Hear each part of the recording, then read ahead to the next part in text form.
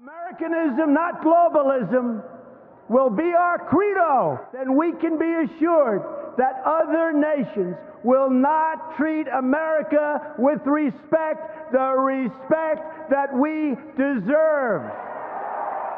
What is up, people of the internet? It is me, Real American Politics, back in with a new video, and today we have some major news from certain elections that happened yesterday. I know. I kind of forgot that there were elections that happened last night, but I thought the races were kind of irrelevant because, you know, it was just one special election in California and some local races nationwide. So I thought, okay, not going to stream it, nothing interesting is going to happen. Well, folks, we had upset after upset after upset and just absolutely mind-boggling stats that come out of yesterday's races. I mean, there's so much stuff that happened yesterday. I can't get to all of it. So this may be a two-part video. I may do one tomorrow. We're going to be talking about a certain special election that happened in California, but also talk about what happened in Wisconsin last night. One of the biggest upsets Wisconsin has had in years. And we have to discuss it because this indicates 2022 may not just be a 2010 style red wave year. It may be bigger. Now, before we continue with today's video, I hope you enjoy these type of videos. If you do, smash the like button down below, subscribe, share with your friends, hit the little bell, and yes. Now, before I forget, of course, go follow that mysterious Twitter account description down below. I don't know who it is. Again, it's blowing up right now. I mean, God, it could be Joe down the street. I don't know who made it, but again, go follow that Twitter. And also go follow my Rumble. It's been a while since I promoted it. I just recommend you go follow it just in case, you know, YouTube does a YouTube thing. Alright, let's get right into it. So yesterday, we had many elections happen. And I'm not going to say they directly mean that, you know, oh, it's going to be like an R+30 electorate. What I am going to say, however, is I'm starting to wonder that if this cycle truly is going to be bigger than 2010. And I know that sounds absolutely crazy, but just hear me out for a second. So let's talk about what happened in California first, because I knew this was going to happen. Like, okay, there's an election happening, but I didn't really care because I thought, okay, this is a district that, you know, Trump won by like 6 points. I expect Republicans, you know, to win this seat by like 10 points. And again, this is the old California 22nd. Again, Nunes, he retired. He became, you know, part of Trump's, you know, social media thing. This is his old district. So this is not even the new district. They had a special election for his old district. And I thought, you know, Republicans would get like 58% of the vote here. Well, as of now, they currently are making up 65.3% of the vote. Yeah, you heard that right. Trump won this seat, you know, with, I think it was like 52%. You go here, yep, 51.5%. Republicans are winning this seat by 65.3%. That means Republicans here are overperforming Trump by around 15 or 14 percentage points this cycle. And what's so special about this, you know, mysterious district?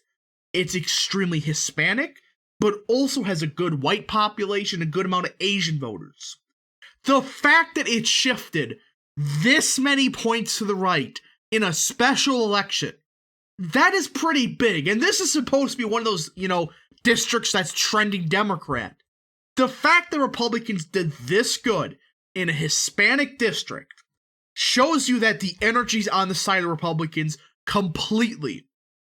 And you look at these results, I mean, Democrats may not even, you know, have a candidate in this race. You know, it's the stupid runoff system. The point is this. The remaining votes are, you know, going to be mail-in votes, which again, those things are not fun. But the point is this. Republicans still have a serious chance of getting the second candidate to be a Republican. That way, no matter who wins the runoff, it's a Republican. That would be huge. I mean, that's a W of huge amounts in a district that was trending Democrat. The fact they could do that shows you there is something truly happening with Hispanic voters. You look at the precinct data, which again, it's not fully complete. The biggest swings are, of course, in the Fresno area where all the Hispanics live. I mean, some of those precinct results look very similar to the shifts we saw in southern Texas, what we saw in Miami. Very similar. That should tell you, okay, Hispanics, they're not just going to, stop trending Republican. There's a serious chance by 2024 they vote majority Hispanic or plurality Hispanic, whatever.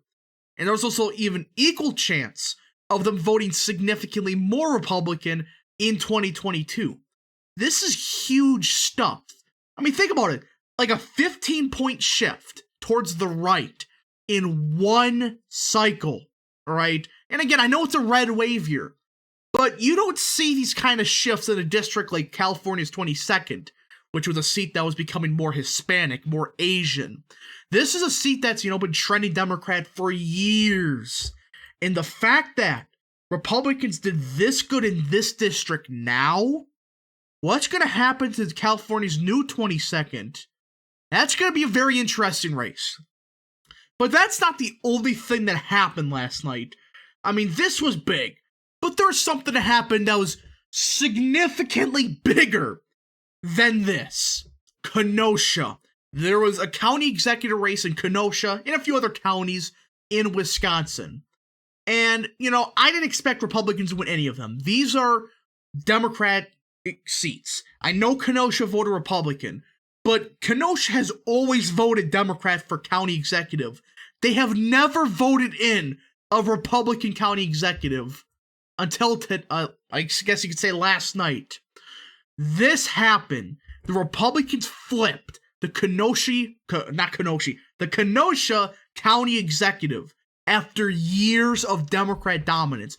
This is a race they usually win by 20 points. At the same time, Trump won this county by like a point. That's all you need to know about this race. And of course, who was the one that broke the news? That's a mysterious Twitter account that I have totally no affiliation with. I've been, banned from Twitter. I'm not allowed to be on it. Hint, hint. But the point is this. This is a pretty big deal. That Kenosha, where all those riots happened, in 2020, it proved that, hey, the swings we saw in 2020 were not a fluke either in Kenosha. People were furious with those riots. And after the Rittenhouse stuff, that really cemented it. But also, you go down here. Republicans in the WOW counties, again, go look up these results. They won nearly every single school board election in the WOW counties. Statewide, almost all of them too. But in the WOW counties in southeastern Wisconsin, they won nearly every single race. I mean, look at this. Kleefisch, endorsed 48 candidates. 34 of them won. A lot of incumbents lost. It was a glorious thing that happened last night. But with all this in mind, what does this mean for 2022? Now, again, I'm not going to say that, this is 100% going to be bigger than 2010.